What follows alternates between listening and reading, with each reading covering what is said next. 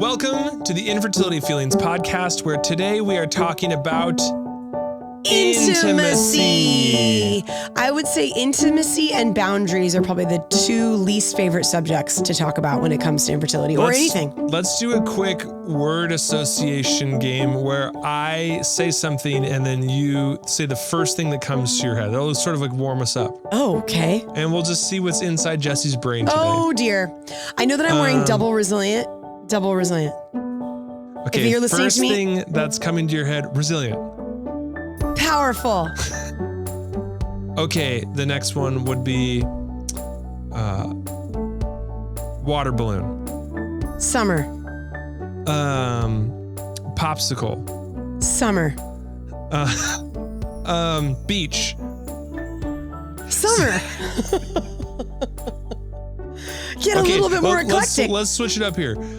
Television. Friends. Even though it's so funny, I don't even watch Friends. If you really knew me, you would know that I don't really watch Friends. I know I'm gonna get haterade for that. Concert. Outdoors. Nice. Newspaper. My grandpa.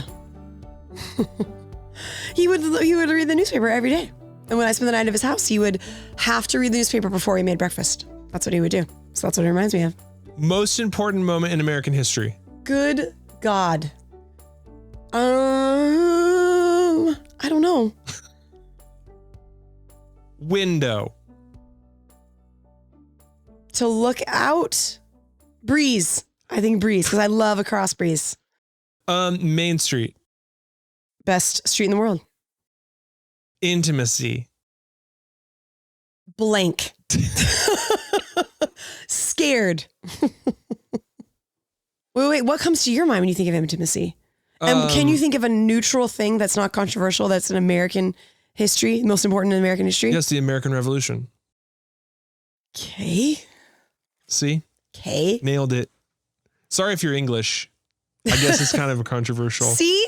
I don't think the average English person is still upset though about the American Revolution. We're going to find out. Intimacy is a very intimate word. Some words match sort of like the thing, like moist matches the actual sensation of something being moist. I feel like intimacy matches it's like essence. How some people start looking like their dogs, or their dogs start looking like them or something. Like, I don't know, that's really weird to say. So it's like, I see what you mean of like, even the word intimacy feels intimate to say. Yeah. We're talking about intimacy. This is what we're talking about today. It's an important part of life, of being together with someone. Is intimacy is, for many people, a major part of their relationship. I felt very careful saying that sentence. Yeah, I was going to say, I'm pretty sure you can say that it is something that happens in relationships. Today we are talking about intimacy. Intimacy. When we talk about intimacy, we're talking kind of primarily about that very close intimacy, oftentimes sexual intimacy in our relationships in the middle of infertility. How do you manage that during infertility? It feels impossible. It feels so overwhelming and scary and hard to think about and even process, because intimacy is greatly affected by infertility. I pulled a stat for us about intimacy, sexual intimacy, and infertility. Infertility impacts up to 90% of women and 60% of men. The ranges kind of go up and down, but in general, you can say the safest number you could say is about 1/3 of all couples say that their sexual life has been impacted by infertility. So it's a massive, massive part of struggling to get pregnant. I mean, if you think about it, how could it not? And in the midst of like struggling to get pregnant, there's things that we feel comfortable talking about. Then there's things we don't feel comfortable talking about. Right. And maybe like getting pregnant is the one thing that we do feel comfortable. We say, well, I'm trying or something like that. Right. But it feels even more hard to talk about. Yeah, my like sex life has been impacted. Our like intimacy, right, in our most intimate moments, that's been impacted too. Right. It's very vulnerable. Yeah. What did it feel like to say? That's very this vulnerable is sort of to a vulnerable say. podcast to do, I guess. Yeah, I know. I think this is why I feel a little like I put the double resilient on to be like, I can do this. Because whenever I wear this sweatshirt, my resilience is tested. So just be prepared. If you get the sweatshirt, your resilience will be tested. And I have to just walk by the mirror and be like, right, resilient. I got this. I do realize that this is a very vulnerable thing to talk about. What do you feel? So let's just dive right in. Let's just be as vulnerable as possible. Okay. What did you just write down?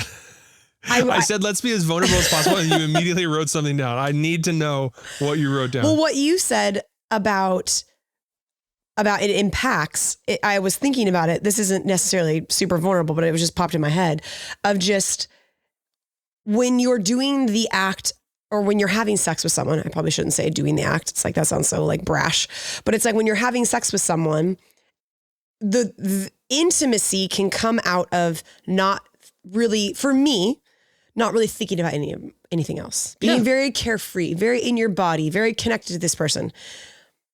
The act that you're doing, you're worried if you're going to get pregnant. Right. How is that not in your head? Or you want to get pregnant, let's say. Right, yeah. The act that you're doing, you're having sex with someone and you're struggling with infertility. How hard is that to go, and you know what? I'm just not going to think about we're doing the act that is going to get me pregnant. Right. Like, so I wrote down, it's so hard to not be in your head. And I feel like that is the nugget of where intimacy can get hard, for lack of a better way of saying that, can get difficult, is you're doing the act. It's like when you're in Vegas, let's say. Right. And you're I like this. You're in Vegas. All those times that we've spent in Vegas. Actually, we have spent a few times in Vegas. But, and you're at the roulette, because that's the only thing I do. Yeah. Is the roulette tables. And you're spinning that wheel. You're only thinking about it landing on red or the number or whatever. Like you're not thinking about the anything fun else. Of playing roulette. Yes, or at least I'm not. Especially, I mean, like I've like given it a lot of money. I haven't really done a lot of money. We're like in like the quarter roulette slots, but it's not even a slot, but whatever. But like, you know, it's like, no, you're kind of thinking about the risk and the thing that you're like, oh, please land on black. Oh, please land on red, whatever. Like, it's hard sometimes to think. I mean, some people can, and it is, but it's hard to think of the fun that you're having because you have money invested into it. Yeah. And I feel like that's exactly what happens, or at least for me, when it comes to sex and then crossing that line over into intimacy. I think you can have sex without intimacy. Yeah. And I think the intimacy part is a hard mountain to overcome when you're struggling with infertility, to that intimacy. Not for everyone, but I think for a lot of people, including myself. And I think it's because you're doing the act, or if you go back to Vegas, playing the game, it's like you're doing the act. Yeah. How are you not thinking, hopefully this act or this thing that we're doing together will get us pregnant? And I think it keeps you in your head. And I think when you're trying to be intimate with someone, especially for women, I feel like in having sex, at least for me, and I feel like I've heard from a lot of other women, it's like the Rubik's Cube to getting your head in the right place to have sex, just in general, for me, just talking for me, the Rubik's Cube of that is, and then you add this into it, of just don't be thinking. And for me, I remember when we were struggling with infertility, I would be always thinking like, if to be like completely honest, like once it's over, like you gotta go put a pillow under your butt and put your legs in the air and put your legs on the wall. It's like, I'm thinking of that thing. Like, it's just really hard to get that out of your mind. Yeah. And I think the intimacy, the struggle of intimacy that's one reason. I think there's other reasons too, but I think that's one reason that it's so hard. The intimacy, how would I say that? The intimacy gets difficult or complicated, maybe. Complicated is a better word, because you're doing the act. And think about like trying to get pregnant for 5 years. Yeah. 8 years, 10 years. Yeah, I've heard it. Trust me. 26 months of trying. Yeah. 2 years, 3 years, 4 years, 5 years, 6 years, 10 years. That's a lot of trying to do that. Like, how could you not be in your head thinking, hopefully this is the time? Okay, well, I have a question for you. First of all, I think brilliantly said.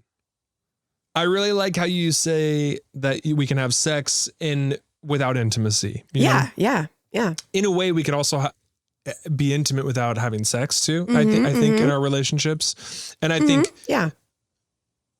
there's other ways it's to like be. maybe when you're trying to get pregnant, you get the sex part, but then the intimacy is the part that's the real struggle. Yeah. You know, we've talked about infertility and sex before, but this idea of that intimacy being the thing that like makes it something more, that almost evaporates out of it because you're trying to get pregnant. Yeah. What for you? I was going to add one thing to what you said. I even think that it can be both, and sex can be complicated and the intimacy can be complicated. Right. I think for some people, you know, sometimes it's just like, okay, well, we can do the act of sex and that's okay, but the intimacy gets complicated. Yeah. But it's like, for some people, it can be both. Yeah. It can be just the act of having sex is complicated. Maybe it's painful. Maybe it's whatever, you know, maybe you've had trauma about this in the past, right? You know, but like for some, it can be both, not just the intimacy part. For you, like you said, like it makes it hard. It makes it difficult. It makes it like you're in your head. Is that an anxious place? Are you sad? Are you just sort of like mentally racing, like doing all the mental math? Like, am I pregnant right now? Was this the moment that we just got pregnant? Like, what's going on inside your head? Because you're in your head. What's going on in the head? All of the above. All of the above. I don't know how many. Start listing them. Like, what is it? I think that for me, I was in my head thinking, I hope that this is the time. And almost like the mechanics of it, of just like, I hope this is the time. I hope this is the time that it works. And then for me, like only a guilt and shame person can do. We have an art for these things, is be intimate. Don't lose that. So I'm also thinking like, don't be in your head. Right. And even though people say to relax to get pregnant, and I think that's such like bullshit, and we all know that. And as an infertility community, we can just like have a universal, like, that's bullshit. I still thought that. I still thought like, maybe if I'm just intimate and we got drunk in Vegas at the craps table or wherever we were at the roulette tables all those times or whatever. We have really never played roulette. Maybe one time we have, but people are going to walk away being like, those guys are in Vegas. No, they're not. Trees, please don't. Do we look like we're Vegas people? Those people are roulette Vegas people. I do love roulette though. Which is like the least complicated. It's like the least gamey game. That's what I like about it. It's barely have to think. Just this is black. This can go. For me, I still thought that a little bit. Yeah. Maybe if I'm not so like in my head. You're like, I know that just relax stuff doesn't work, but in the midst of that, like you say, you're in your head. Part of you is saying, just relax. Yes, just relax. Don't lose don't lose the intimacy. And then you're also thinking like, maybe this will be the time. Maybe this will be a hope. Oh, after this, I have to like put up my legs. Like there's just so many complicating. For me, it was just in my head. And yes, I felt sad. I don't know if I felt sad every time, but there was moments where it's like, even like I was sad that wasn't very intimate for me because I was so in my head. Yeah. And of course I'm anxious. I'm anxious about doing this act, hoping it will work. Yes. So anxious, all of the above. Yes. It's all really, my money on black. Say that again though, because it's really wild. Lots of wild concept. Because we talk about on this podcast all the time, just people saying just relax. Yeah. People make t-shirts that say, don't say just relax. Yeah. Maybe they do, maybe they don't. I don't know if I've seen that. But like, I think if Can you imagine they'd be like, for what? Like, that'd be the worst t-shirt ever. Be like, just don't relax for what? What? Don't tell me just to relax. You know how many questions you would get? Be like, what does that mean? Okay? No, I would wear that. If you've like been around people who are struggling to get pregnant, that's one of the things that like people say all the time. Don't say just relax. Yeah.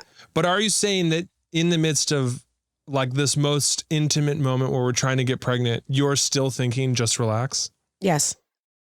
That's crazy. I think there's even stupid advice that I've heard that I know is not like just have a glass of wine or just relax or go on vacation or whatever. What's sad, and this is just me, I'm not saying this maybe is every single person, is I know that that's bullcrap.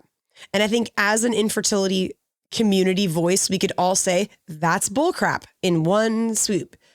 But I think sometimes that does get planted into my heart, or at least for me it did, of just like, just relax. Or maybe if I have this wine, it will happen. Or maybe if I stop thinking about it, maybe if we take a break, it'll happen.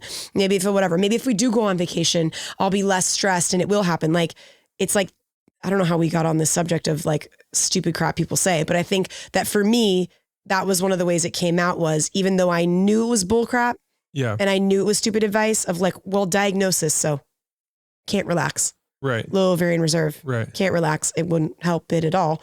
But like, I still would put that on me. And I think in sex, I put that on a lot of like, or even like, I feel like I had like I don't even know if this is true. Just going back of like a relaxed uterus will be more of a welcoming home. You know what I mean? Like just like a more relaxed, hospitable place. You know what I mean? Will be that way. And that was just in my head. I think that it's just really hard to not be in your head. During infertility, when I would hear the words, just relax, I would universally be like, that's not helpful. It's just not helpful at all. But I think when I was, trying to be intimate and having sex and doing all those things, I did have that in my mind. That was something that would penetrate of like, just relax. And I had pressure on me. And that like kind of attacked my intimacy a little bit because I was kind of thinking like, just relax and then it will happen, which is so odd and interesting. Out there in the world, it's like, don't tell me to relax. And then in the most intimate moments, you're like, just relax. Yes. Just relax. Yes. Yes. It's a curse. Yes, totally. The relax is a curse. Yes, the relax is a curse. I think you perfectly put that into words. So actually, I'm curious. I don't think I've ever asked you this question, and I don't even know if I know what you're going to say. What do you feel like for you? Sex and intimacy thoughts, or like infertility and intimacy. What are your thoughts? What are my thoughts? I have thoughts. Well, good. I wrote some thoughts down, actually. Oh. Would you like me to read them? No. Yes. Read them, and that would just be so dynamic. Just No, my thoughts, I was actually thinking about this, and infertility and intimacy. I feel like infertility changes everything. It changes so many things. Yes. Like it changes the way intimacy is, changes the way sex is, changes the way your relationship is. And I feel it can. It can. I would probably say the majority, yes. I feel like it does. Yeah. Sometimes it's really extreme, sometimes it's not extreme, but I feel like it does. Yeah, totally. This is the concept. Try to think about it like this for me. Intimacy was always, it was the culmination of something. Does that make sense? Say more to this. Like the intimacy was like the thing that we were like doing all this hard work for, if that makes sense. I'm not just talking about sex. I'm talking about like a closeness in our relationship and like a very vulnerable intimacy. Sometimes it was sexual, sometimes it wasn't, but like that closeness was like the culmination of our communication skills, of us coming together, like us living together, us being together. The culmination of that was this intimacy. It was like a prize, if that makes sense. Does that make sense to you a little bit? Yeah, I think so. Say more. Like as we grew in our relationship, we grew to be intimate. Does that make sense? Yeah. Like we were growing together, like a mountaintop sort of connectedness. Right. Like this is where we're going. And when we went through infertility, the entire thing flipped upside down. And instead of it being the culmination of something, it was now the bedrock for the future. Mm-hmm. Is this making sense to you? Mm-hmm. What are other ways I can say it? Okay, it was the destination. Does that, you know what I mean? Like we were going to this intimate place. And again, not just talking about sex, but saying we got together, we moved in together, we got married. And as we grew closer together, this destination of where we're going was this complete vulnerable connection and openness and honesty until infertility, you're saying? Well, I'm just saying the orientation in our relationship was always like, we have these moments where we're intimate. Sometimes it's sexual, sometimes it's just really close. And we're intimate together. Yeah, even being on the same page of something can be intimate we just like, we're intimate. And a lot of times that when that was physical intimacy, that was like sex and all that kind of stuff. And during infertility, that intimacy, especially that sexual intimacy became it wasn't no longer the destination. It was like the beginning, if that makes sense. Like it wasn't the place we were going on the road trip. It was like where we're starting from on the road trip. Okay. Like, let's be intimate, have sex, get pregnant, and then we'll start a family. Like it goes from like the thing that like is the thing that we're going to the thing we just got to get out of the way so that we can get on to what's next. Yeah. Okay. Does that make sense? Yeah. Mm-hmm. Like it's not the destination anymore. It's the requirement. Is intimacy. Yeah. It's the requirement to go forward, you know? Yeah. Like, okay. Random examples that come to my head. It's not the final exam before you graduate. Mm-hmm. It's the GRE before you get into grad school. Mm-hmm. Do you know what I mean? Do you know what the GRE is? Hairdressing school. I'll just say that. Is there like a bangs academy in this? Because that I aced.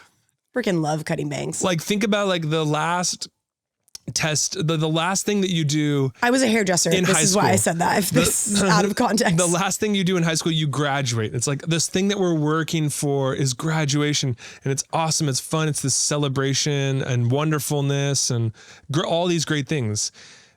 That is what intimacy used to feel like it was. And then now that we're trying to get pregnant, it feels like the GRE, which is this really long, difficult test you have to take to get into school. Okay. Yeah. Right. And that intimacy all of a sudden felt like especially sexual intimacy felt like we got to get this thing. We got to do well on this test so that then we graduate and get into this next thing, which is having a family. I guess where I'm like confused is like, are you talking about sex? Or are you talking about intimacy? I think literally all of it. Like yes, sex, but the intimacy was so impacted at that same time too, because like, yes, we could just like mechanically have sex, but it didn't feel like we wanted to do that. We wanted it to be like an intimate thing. You know what I mean? We wanted it to be like it got mechanical and the intimacy was affected and it just felt like we need to like perform in this area to move on to the next thing. When it used to not be like that. It used to just be the joy of our relationship. Yeah. Yeah. Is this all making sense? Yes. Okay, another example, because I'm looking at your face and you're like, this isn't making sense. Another example, singing in the shower. Go with me. Already there. What do you want me to sing? Imagine someone, they grow up. My shampoo bottles get the best concerts. They're in their heart, they're a singer, you know what I mean? And it like comes from this like very like beautiful place in them. Like they have a song in their heart and they're singing, right?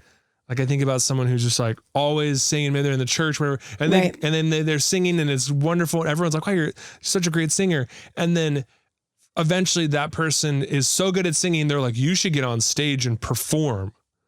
And then now they're sort of singing, but they're also performing. And then that performer, that performer goes on to like get more notoriety, and then the stages get bigger and the audiences get bigger and people really like what they're doing. And then you ask that person, you're like, it's all just about singing, right? And they're like, yeah, I think it used to be. It used to be about just singing, picking up my guitar and playing my song. And now I'm performing and I'm doing this thing to make my life work. And this is part of like my it just changes it. So I feel like that's exactly what happened in our relationship with intimacy and sexual intimacy. What I'm basically saying is there it is. We're just, landed the plane. If you're struggling to get pregnant, what I'm saying is just like, you're just living the life of a showgirl, you know what I'm saying? Am I right? The life of a showgirl. You don't even know what that's from. It's crazy. What's that from? Internet. That is where Jessie's at. She doesn't even know what that is. I don't watch Friends and I don't know internet jokes. Okay. Ooh, I thought that was like inappropriate to say about showgirls. I hope that what I was saying makes sense. We're going to take a brief like moment here to just quiz Jessie and hopefully that we don't embarrass her too bad. Do you have any idea what the life of a showgirl? From Taylor Swift. There we go. Did you not know when I first said it? When you first said showgirl, I was like, this is not a good example, I don't think, of what just life is. Yes, Taylor Swift. Taylor Swift's new album is called The Life of a Showgirl. That people either think that I didn't know what that was, as in like, thank God that is the best, or they are internally judging me. But for eternity. But you got there. I got there. Taylor Swift. Now I remember.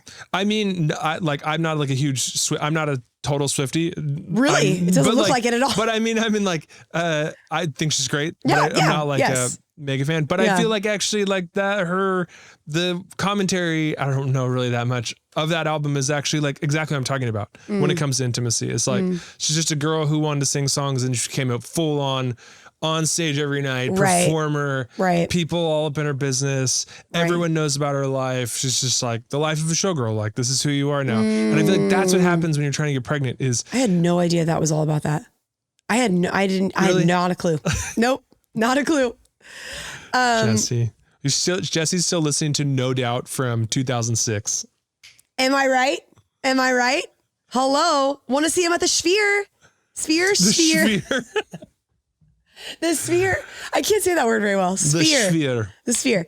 Anyway. Wait, let me go back and just finish my thought. Okay. I know, but then I want to finish my thought. Okay. My final thought is that you can. That's what I just feel like happened is it was like intimacy, sexual intimacy. It was this song that we had in our heart, like not to be all poetic about it, but to be like, it was this good thing, this like prize in our relationship is we would go on a date, we would be together, we would talk, we would be close. And then, out of that, we could be open and vulnerable. And that's where sex would live.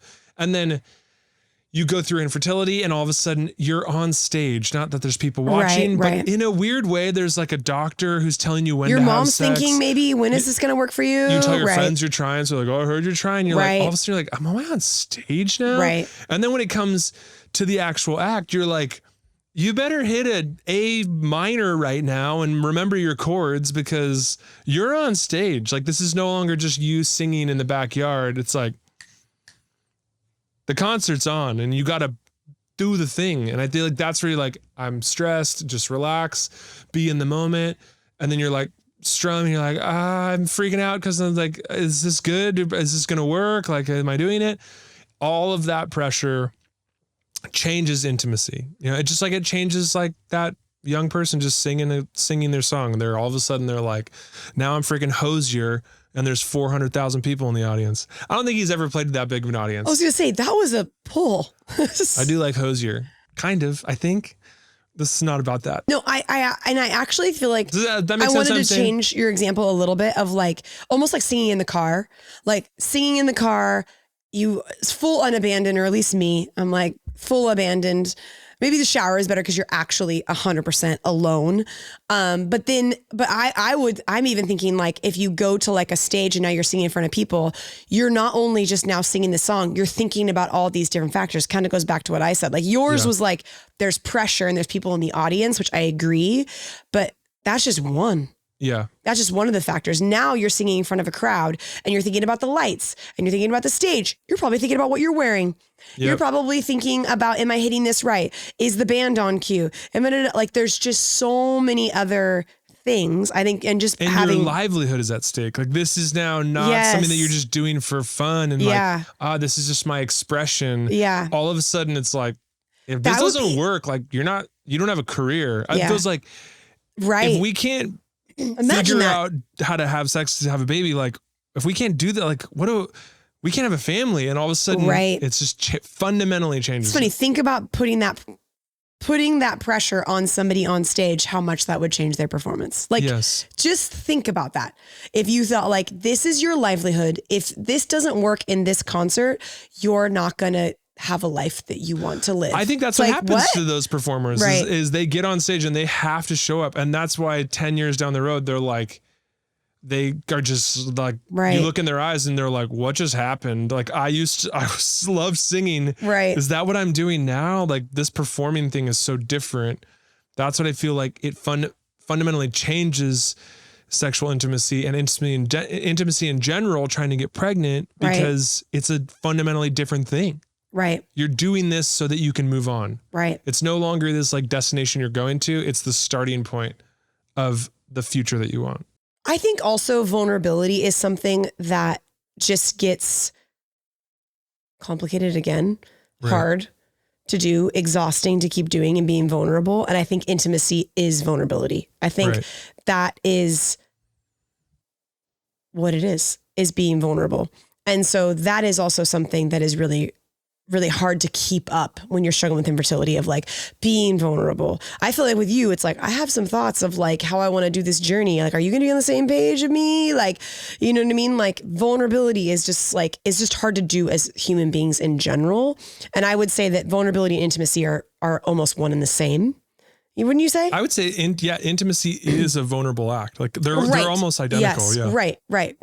But I think that is what's also difficult is that vulnerability piece. And there's so many things in infertility journey to be vulnerable about and to not be vulnerable about that it's like, of course, that's another way it can get attacked is if like maybe even in your relationship, you're not very vulnerable about what you're thinking, or maybe you are and you're not on the same page of your partner or something like that. Like that is hard. That is hard because now you're trying to be vulnerable and trying to get this intimacy and maybe you don't have that. And then you're trying to do one of the most intimate acts you can do with another human being. Yeah. That's also going to make it difficult. Right. And not to put too much weight on that metaphor, but I think sometimes you go through a season where you're not trying anymore, or you're trying to figure out what to do. Am I on stage? Am I not on stage is a hard thing to figure out. Right. You know, am I performing? Am I not performing? I think it's hard to know the difference. Yeah. You know, let's just not perform this time. You're like, yes. I kind of only have that one gear. Right. I'm a performer now, you know? Well, yeah. And then we could have a whole episode, which I think we talked about on our last infertility and sex podcast, which is back in the day a little bit now, but I think we talked about, and then if you walk away from trying to have you move on with child that's not by choice, you end up actually maybe getting pregnant. It's like, well, that's still complicated. Yeah. It's like trying to go back to singing in the car. Yes. It's like, that's really hard to, now that I've been on stage, that feels different. Now I'm trying to go back to a more, you know, like when you're like at a birthday party and someone's like, you're singing happy birthday and someone's like going a little, they're singing too well. You're like, you're not, wait, it's just happy birthday. You're not like performing right now. Yes. The harmonizer. I always call it the harmonizer. Weird example. We were like, where's this harmony coming from? This is, right. Weird example, but like, it would be almost sort of like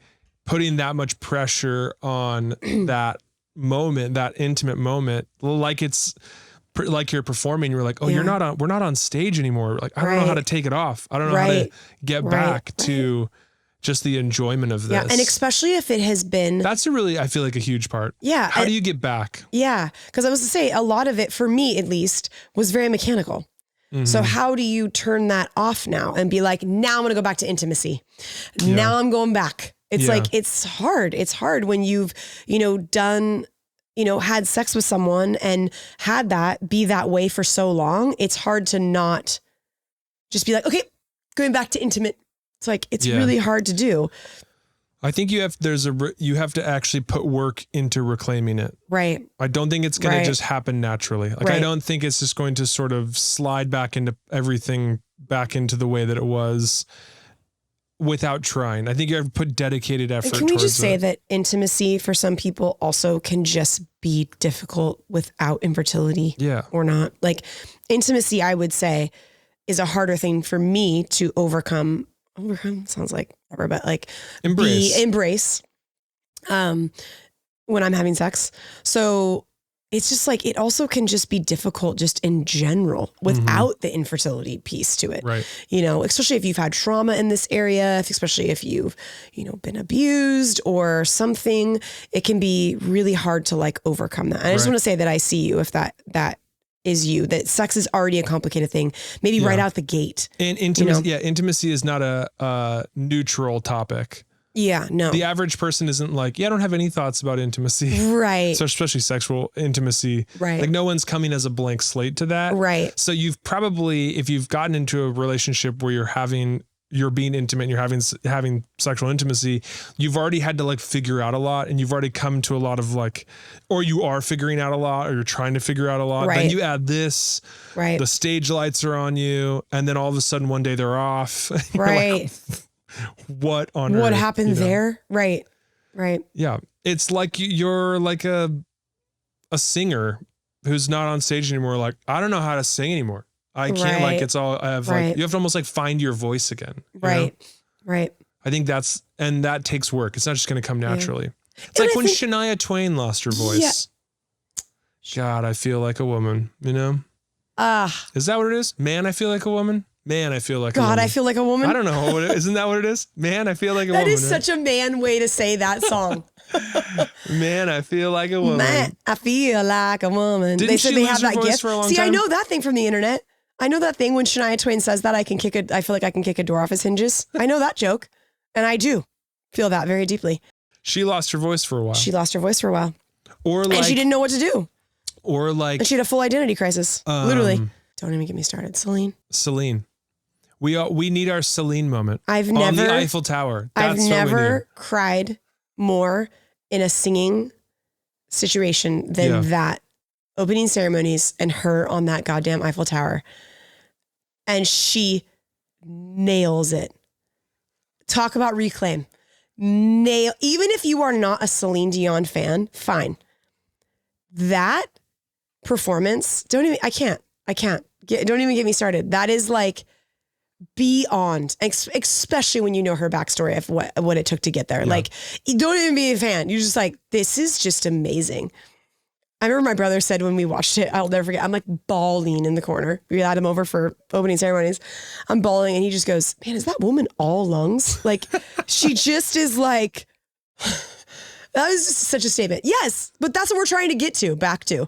That I just think the reclaiming, like refinding our voice. That's what the intimacy thing feels like. You know, in the middle of it, how do I hold on to my voice? Right. In moments where there's breaks, how do I reclaim my voice? How do I not lose my voice? Right. I feel like that's a good parallel to intimacy. You know. Yeah. How do I hold on to my intimacy? And a lot of it is vulnerability, right? Like to be that vulnerable in the midst of all of it. Right. I know this is going to be another random topic, but I think it correlates to, like, I remember the first time that we got COVID, and one way that it attacked my body was it made my voice go away for 6 months. Yeah. And that was right when we were starting to launch the podcast. If you go back to certain episodes, you can totally hear it. Yeah. And I remember being so distraught of like, don't take my voice. Like, I can't lose my voice. Like, my voice is my one thing one of my talents that I feel like I have is helping people and teaching people, and not teaching people, just like being there and being a voice for the infertility community in our groups and stuff like that. And that really rocked me. Do you remember that? Oh yeah, definitely. I was like, and now every time I get sick, it happens again, but it only happens for like a week or two.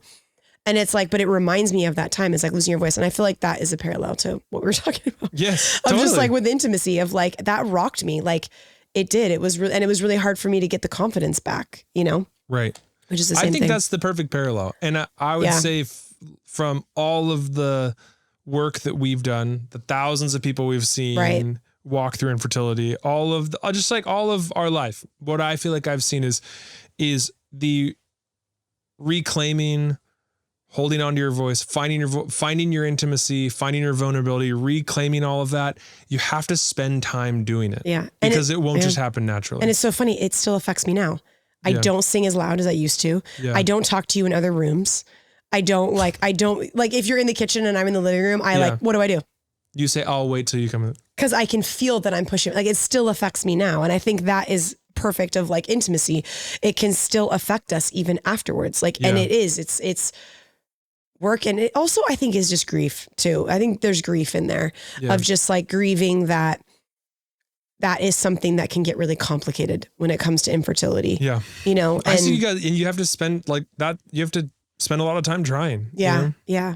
I think for me and you in the midst I don't want that to sound like advicey. You just sound like you needed to like, I guess what I'm trying to say is for me and you, I thought once we stop trying to have kids, like it'll all just snap back into place and that won't be an issue anymore. Right. And I think it was like months and stuff and like time going by I think we're going to have to actually like put some time towards reclaiming it, which is a soft process of thinking and being kind to one another and being vulnerable and talking through things and almost like decompressing and all of that. I just think for me, I thought it would be like, snap back into, you know. And for me, I already had a complicated relationship with sex and intimacy before infertility. So once I met infertility and we shook hands, I was like, oh no, I'm screwed. Like, oh no. And it's a process. And it still is something that we communicate a lot about now, to be vulnerable and, you know, and a process that I, For me, even just being vulnerable, I had to go and do some EMDR, and, infertility was in there, and some abuse that I experienced before meeting Doug, or dating you. And it took even like EMDR to like help me. 'Cause it is something that can just be really complicated and hard. And especially if you have any sort of like prior, complications with that subject, Yeah. I think that's just like taking it seriously. Like infertility does really impact your mental health. Yes. And it can definitely impact your intimacy and your views of intimacy, your sexual intimacy. Right. And investing in it is always worth it. Right. It's always worth it because you're investing in yourself. I think my encouragement to anybody that is listening to this episode and has a feeling of like dread, or it's almost like hitting like too close to home. I remember I felt in infertility, I felt this big feeling of, is anyone else feeling the same way? Especially when it came to this subject, I would say. So does anyone have any infertility thoughts and feeling lonely and feeling depressed and feeling all those things? Yes. And also with this. And I think my encouragement to anyone listening that's just feeling like, oh, this is something in my relationship that is complicated, or whatever word you want to say, or just maybe not great right now, or whatever, is you're not alone in that.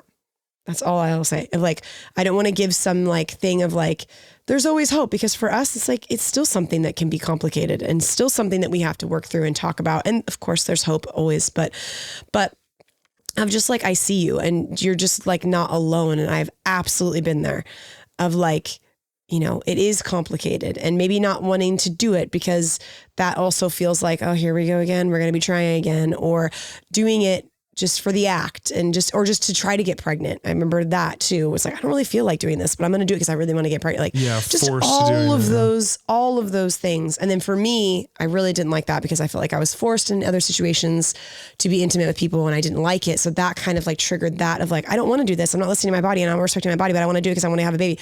Like that just like threw me a little bit for a loop-de-loop. So, just anybody that is like almost feeling, I feel like in the height of my complicated relationship with intimacy and sex and infertility, I would have listened to this episode and been like, oh yes, that's it. That's what I'm feeling. That's what I'm doing. That's how it feels.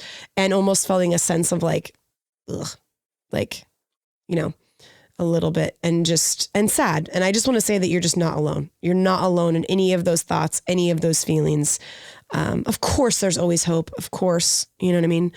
But maybe that's not what you need to hear, of just that I see you and I've been there and I completely understand what you're kind of going through. And it doesn't mean you're a bad person, and it doesn't mean that you're bad at even having sex, and it doesn't mean that you don't love your partner, and it doesn't mean that that you're doomed forever, and it doesn't mean that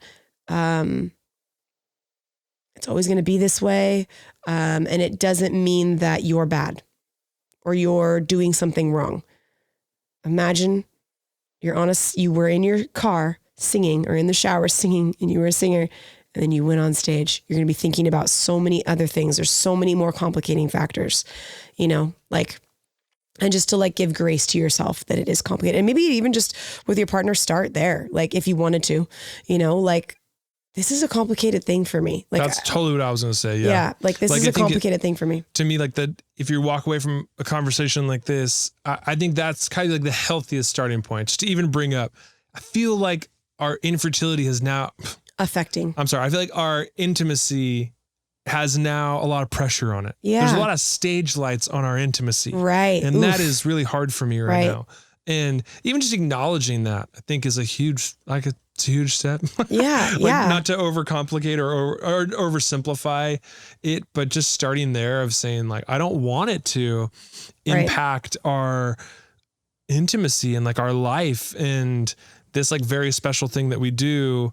Obviously we're going through this thing. We're trying to get pregnant. Our bodies have turned into like these machines and we're like, it can feel that way. Pumping them full of hormones and doing this Right. and this. And it's all very mechanical now. Right. But that thing that we used to do that was like special to us, I don't want to lose that. And this season, it might be really complicated, but just acknowledging that and starting there. And see, you just said that like that thing that it used to be that was special to us. I do agree that is one way that you're like, oh, we had this. And for me, I feel like it wasn't something, it was something that was already complicated.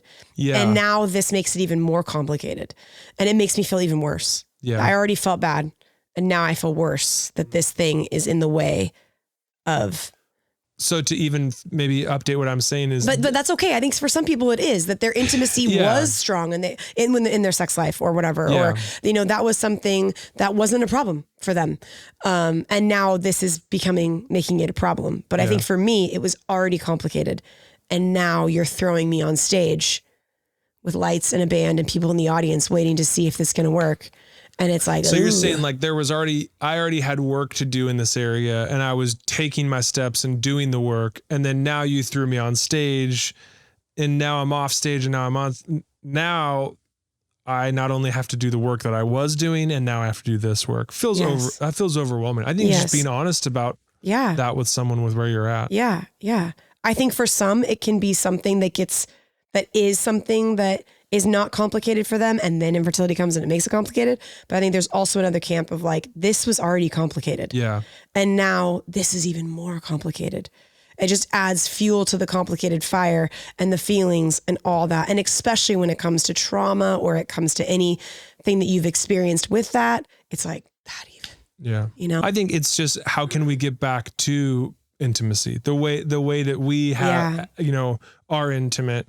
The way that we want to be intimate. Right. How do we reclaim that voice? Yeah. And infertility attacks intimacy pretty much across the board. Maybe for some people it didn't or doesn't, but I would say pretty much across the board, probably high. I mean, you said 90%. Yeah. 90%. Because it's involved with infertility. It's involved. So if infertility touches it, it's going to be complicated. Yes. It's going to probably be difficult in some capacity. The life of a showgirl, man. Let's end this episode the same way we started it. Why don't you ask me questions and then I will sort of free associate. Here we go. Best ride at Disneyland. Big Thunder Mountain. Okay. Best city in the world. New York. Good one. Do you like pumpkin spice? No. Best wave. Best surf wave. Trestles.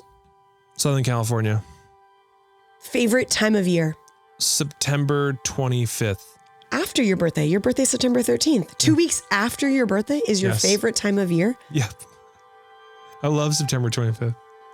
Best time of the year. Because it's 30 days of Halloween it's or like what? Almost holidays, still warm. I just had my birthday. It's a good time. September 25th. It's a good time. Favorite artiste? Andy Warhol. Good one. Or Walt Disney. Ooh, Andy Warhol's behind you, isn't it? That's an Andy Warhol. That's an Andy Warhol. And so is this. And so is that. Big Andy Warhol fan. Last but not least, and this is very personal. Okay.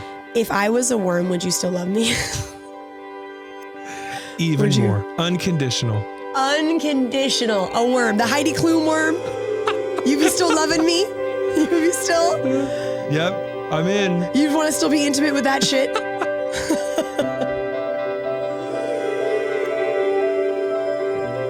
Two things I wanted to talk to you about at the end of this podcast. Uniquely Knitted runs the Infertility Feelings podcast. Jesse and I run Uniquely Knitted, and we at that nonprofit have a professional network that works with hospitals, clinics, therapists, acupuncturists, anyone who serves the infertility industry. If they're serving people who have infertility and taking care of them, we want to partner with them to provide mental health for their patients. We have resources to give them. We have access to groups, all things like that. If you would want to suggest a clinic or a hospital that we could invite into our professional network, I encourage you to do that by checking out the show notes for this episode. The last thing I wanted to say is that if you want to help us spread awareness about the impact of infertility, and especially the mental health impact of infertility, I encourage you to join the Uniquely Committed. It's a group of people who are all giving monthly to help make infertility more known and help support people who are going through this like we did. Those are the two things. I love you. Thank you for listening.